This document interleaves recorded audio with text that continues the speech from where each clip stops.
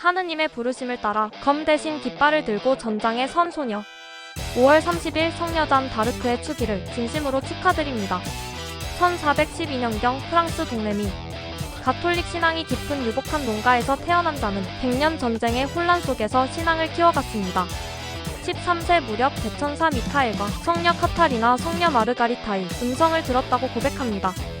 그녀는 프랑스를 부활하는 부르심을 받아들이고 순결을 서약하며 군사작전에 나설 수 있도록 간청합니다.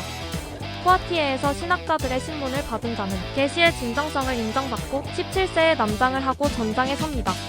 흰 갑옷에 깃발을 든 17의 소녀는 검을 들지 않고도 프랑스군의 희망이 되었고 1429년 오를레앙 해방을 이끌어냅니다. 그의 여름 샤를 7세는 랭스 대성당에서 프랑스 왕관을 씁니다.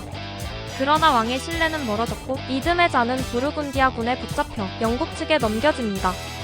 1431년 루앙.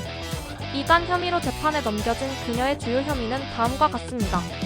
남자의 옷을 입은 신성모독, 악마의 환상이라 여겨진 계시를 따랐다는 의혹, 그리고 교회의 권위가 아닌 오직 하느님께만 자신을 맡기겠다는 고백이었습니다. 저는 주님께 의지합니다. 오직 주님만을 붙잡고 그 외에 누구에게도 기대지 않습니다. 제가 하느님의 은총 안에 있지 않다면 하느님께서 저를 그 안에 두시길 기도합니다.